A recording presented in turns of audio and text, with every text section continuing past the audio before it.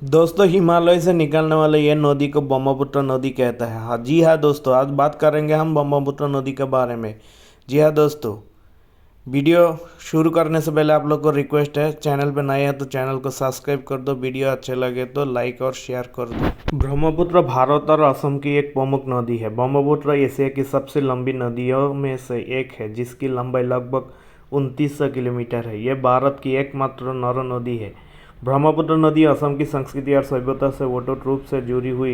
ब्रह्मपुत्र नदी हिमालय के उत्तर में तिब्बत के पठार पर स्थित मानसरोवर झील के पास से निकलती है और हिमालय के साथ साथ पूर्व की ओर बहती है। ब्रह्मपुत्र हिमालय की सबसे पूर्वी चोटी नामसारावर के समीप दक्षिण की तरफ मोड़कर अरुणाचल प्रदेश में प्रवेश करती है। ब्रह्मपुत्र नदी अरुणाचल प्रदेश में बृहद हिमालय को काटकर एक गहरे मखड्ड का निर्माण करती है, जिसे हम दियांग गार्स कहते हैं। ब्रह्मपुत्र नदी जब अरुणाचल प्रदेश में प्रवेश करती है तो अरुणाचल प्रदेश की दो सहायक नदियां दिबांग नदी और लोहित नदी ब्रह्मपुत्र नदी से मिलती है।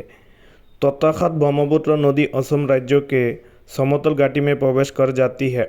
असम के सदिया से लेकर धुबरी तक ब्रह्मपुत्र नदी पूर्व से पश्चिम की ओर एक रेम घाटी में प्रवाहित होती है। इस रेम घाटी के उत्तर में हिमालय पर्वत तथा दक्षिण में श्रीलंका पत्थर स्थित है। असम में ब्रह्मपुत्र नदी गुम्फित जलमार्ग बनाती है। इस गुम्फित जलमार्ग में ब्रह्मपुत्र नदी के बीच में कोई नदी द्वीप पाए जाते हैं। इन नदी द्वीपों में माजुली सबसे बड़ा है। हाल ही में गिनीज बुक वर्ल्ड रिकॉर्ड में माजुली को विश्व का सबसे बड़ा नदी द्वीप का दर्जा दिया गया है। माजुली नदी द्वीप ब्रह्मपुत्र नदी के बीचों बीच स्थित है, जिसके कारण इसकी भूमि बहुत उपजाऊ है। यहाँ धान की खेती की जाती है। सदिया से धुबरी तक प्रवाहित होने के बाद ब्रह्मपुत्र नदी धुबरी से दक्षिण की ओर अचानक मोड़कर बांग्लादेश में प्रवेश कर जाती है। यहाँ ब्रह्मपुत्र नदी को जमुना नदी के नाम से जाना जाता है। सिक्किम के नीतम झील से निकलने वाली तीस्ता नदी बांग्लादेश में जमुना नदी से मिल जाती है। बांग्लादेश में जमुना नदी का धारा पद्मा से मिल जाती है और दोनों की संयुक्त धारा पद्मा नदी कहलाता है। मणिपुर से निकलने वाली बराक नदी जब बांग्लादेश में पद्मा नदी से मिल जाती है तो इन दोनों नदियों की संयुक्त धारा को मेघना नदी कहता है। मेघना नदी की धार ही बंगाल की खाड़ी में गिरती है। बांग्लादेश में मेघना नदी को सुरमा नदी कहा जाता है। ब्रह्मपुत्र नदी की सहायक नदियाँ इस प्रकार है: दिबांग, लोहित, दानासी, सुवनसिरी, जियाबराली, पागलादिया, मानस, तीस्ता, मिथुमारी और शंकुश। मानस नदी भूटान से निकलकर असम राज्य में ब्रह्मपुत्र नदी से मिल जाती है। सुवनसिरी एक पूर्ववर्ती नदी है जिसका उद्गम क्षेत्र तिब्बत में है। यह नदी तिब्बत, अरुणाचल प्रदेश और असम में प्रवाहित होती है। शंकुश नदी उत्तरी भूटान से निकलकर असम और पश्चिम बंगाल के बीच सीमा बनाती हुई असम बांग्लादेश सीमा के निकट ब्रह्मपुत्र नदी में मिल जाती है।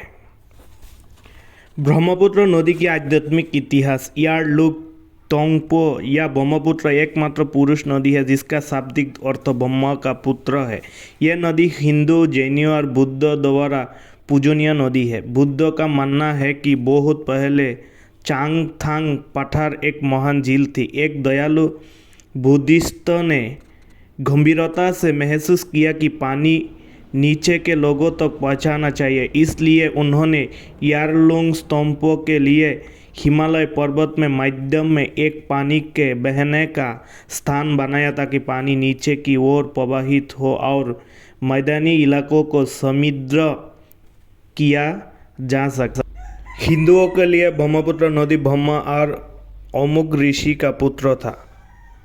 अमुक ऋषि शांतु की सुंदर पत्नी थी। ब्रह्मा ने उसके अच्छे रूप से मुग्ध होकर प्रेमपूर्ण प्रगति की, जिसके कारण एक लड़के का जन्म हुआ जो अमुक को बहुत परेशान कर रहा था। लड़का पानी की तरह नीचे बह गया। ऋषि शांतनु ने इस ब्रह्मा के पुत्र को कैलाश, गंधमादन, जोरोदी और सोमवर्ती के 4 महान पहाड़ों के ठीक बीच में रखा।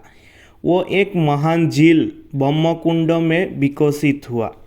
इस प्रकार ब्रह्मपुत्र नदी का इतिहास काफ़ी पुराना है और रोचक है। इसके साथ ही ये भारत ही नहीं बल्कि एशिया की सबसे पवित्र नदियों में से एक है, जो वास्तव में इस नदी को और ज़्यादा खास बनाती है। ये था दोस्तों आज ब्रह्मपुत्र नदी के बारे में जानकारियाँ।